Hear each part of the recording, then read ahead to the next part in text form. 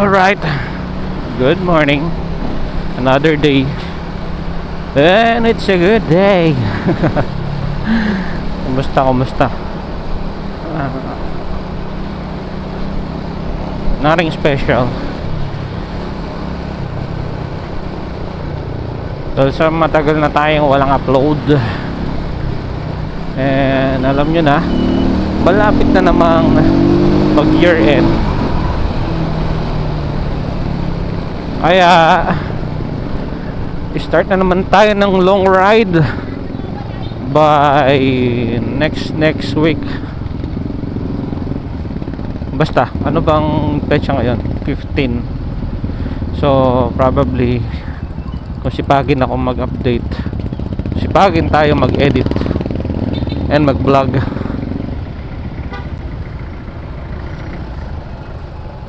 Sipagin tayo mag-edit at sipagin tayo mag-upload. By next week siguro ay biyahe na ulit tayo. As usual, kailangan nating umuwi ng Bicol. Kaya ayun, medyo madilim pa, pero mag-aalas 6 na yan. May liwanag na ako natatanaw.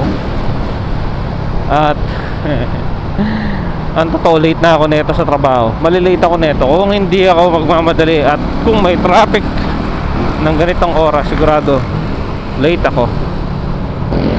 Nag-check ako online sa Shopee. Ang helmet ko kasi ay ang helmet ko ay yung Geely Circuit na 843 ba to? Basta ganun. Wala na akong makitang wala na akong mabilan ng visor niya na clear. Yung dati kong binilhan na shop ay wala na siyang hindi na siya nagpo-post. Hindi siya nag-post ng visor ng ganitong brand o ganitong model ng Geely. Ewan ko, wala naman na ako makitang ibang nagtitinda ng visor na clear. Meron akong nakita yung isang model ng Geely na parang kamukha nitong Geely Circuit, pero diskumpiyado ko kaya hindi ko siya in-order. Diskumpiyado ko baka sayang. Mahal pa naman ng napakamahal pa naman ng visor ng Geely. Well, sa iba mura to, around 700, 500 to 1,000, pero para sa akin mahal na yun. So bayan traffic.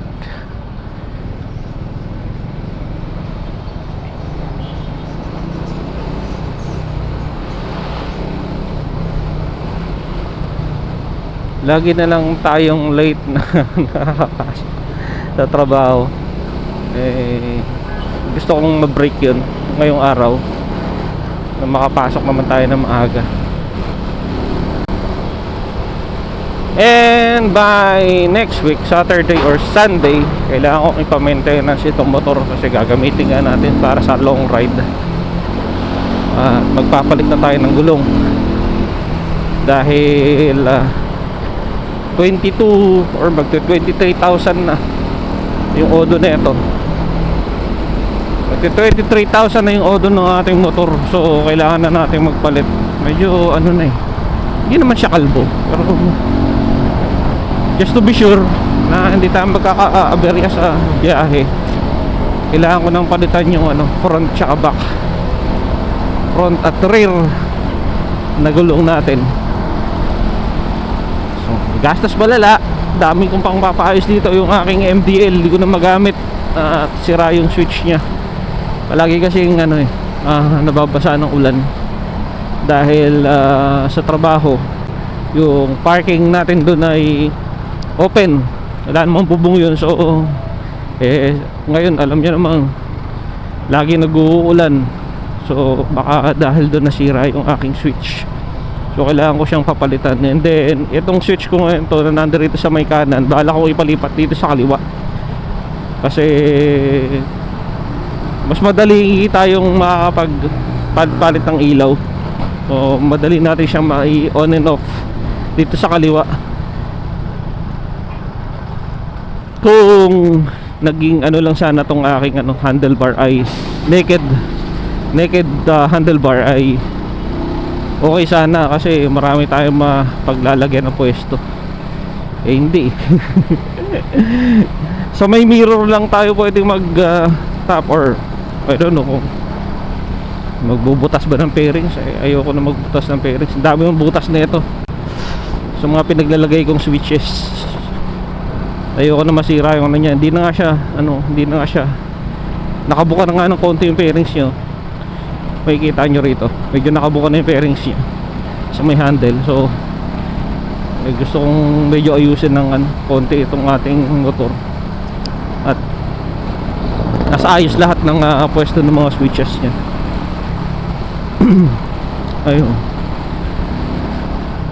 Tapos ano pa ba kailangan i-check dito sa motor ko? Yung kanyang ingay. Pero alam ko normal kasi sa Euro Marble na 130 yung maingay yung sabi nila normal daw yung ingay ng FI nya. And ewan ko. Gusto ko ma-reduce yung wala naman akong naririnig na katok or something, pero hindi ko alam siguro ba kailangan ng palitan yung tension rod ulit. Papacheck ko yung tension rod nito. Tapos ano pa ba, sa clutch lining mukhang okay pa naman, nakakahatak pa naman tayo ng maayos. So no need na buksan yung para sa clutch line natin. Papalit naman na tayo. Siguro mayroon na tong 1 year or less than a year. Kailan ba ako nagpalit ng clutch line? A year na rin pala. Year na rin ako nagpalit ng clutch lining. So hindi na kailangan. Hindi pa kailangan. Makapal pa siguro yan. Oo. Ang gusto ko na lang mawala rito yung hindi ko gusto na tunog. At sayang hindi ko nagawa na. Gusto ko sana magpapalit ng pipe para medyo naririnig ko naman yung motor ko, kasi masyadong tahimik. Pero maingay siya kung kung naka full throttle ako. Dinig ko talaga medyo maganda yung tunog nung nito yung tambucho nito Kala mo kung i-enhance mo nga lang yung loudness tunog tunog big bike. Pero gusto ko sana yung tunog ng motor parang macho, brusco, ganun. Para kung merong sasakyan sa unahan mo or maririnig ka. Isa kasi hindi nila mapapansin kung masyado kang tahimik. Masyadong tahimik yung motor mo, hindi mapapansin. So alam naman bubus. Medyo 3 weeks na rin akong hindi nakakapaglinis ng motor. Ay, napakatamad ko ngayon. Napakatamad ko ngayon maglinis ng motor. Uy, bilis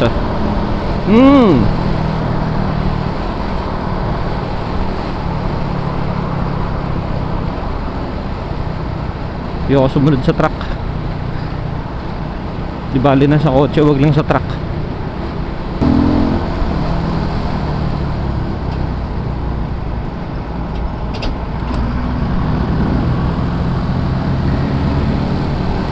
Babae pala yun. Babae pala yung angkas rider na yun. Babae nga ba? May ribbon kasi. Ay hindi, wala ko ribbon.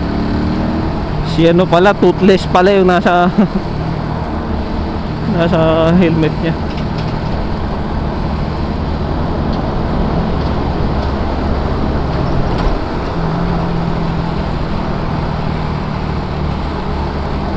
Pero may bansa, alam mo sa Amerika bawal yung ganyan Bawal yung may mga nilalagay ka sa helmet. Sabay ganun eh, no? Sabay traffic. Sige, pasok.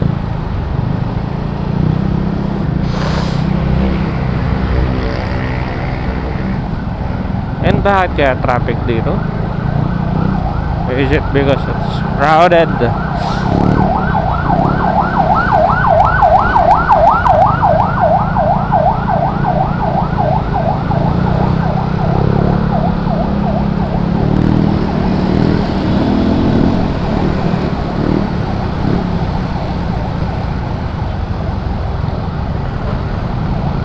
Never get over you. Puro motor. Na. Dami sasakyan. Parang hindi ko gusto sa gitna.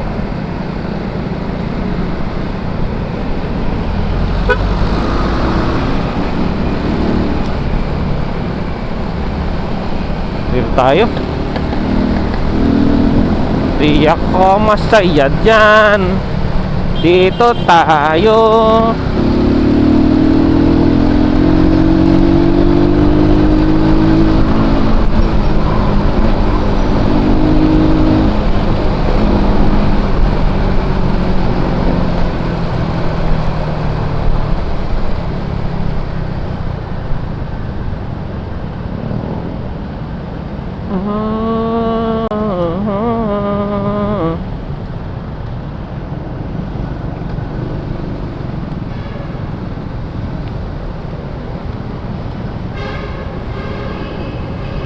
Pip pip pip pip pip.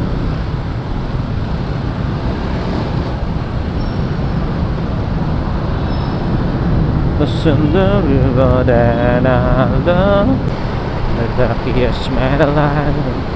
Pip pip.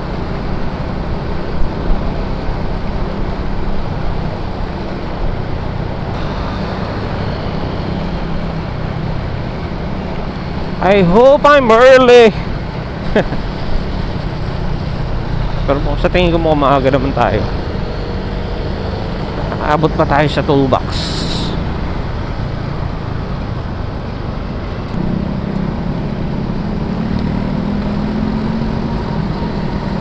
Bababaero daw ako.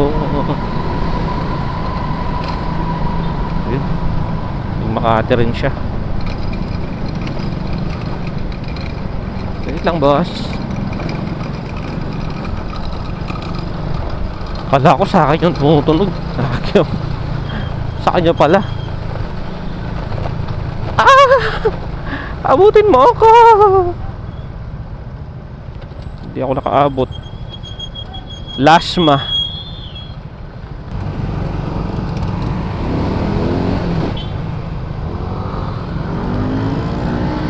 Wag kang tatawid bigla.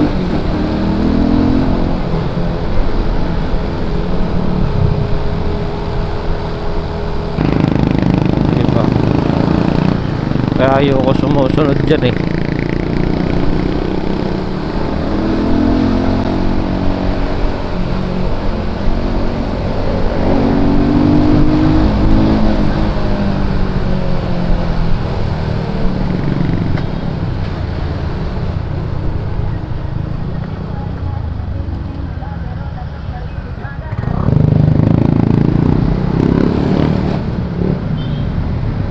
Parang naman. My goodness! Ate?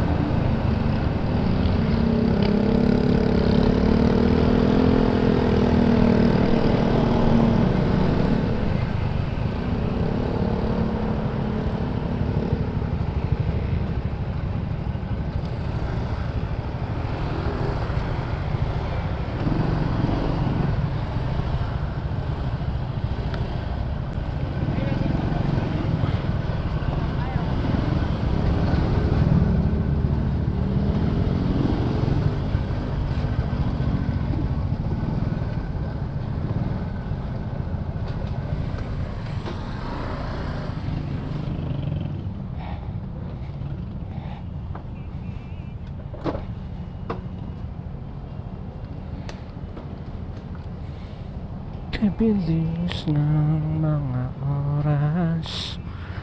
Ha.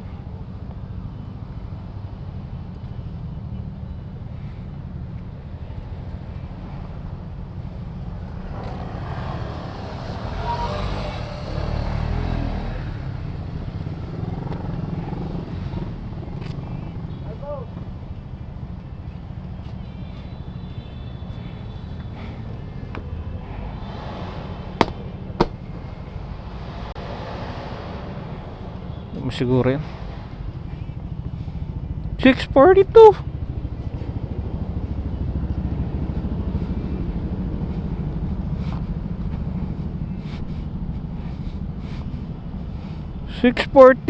Man. Right. Okay, hanggang dito na lang muna tayo. Bye bye for now.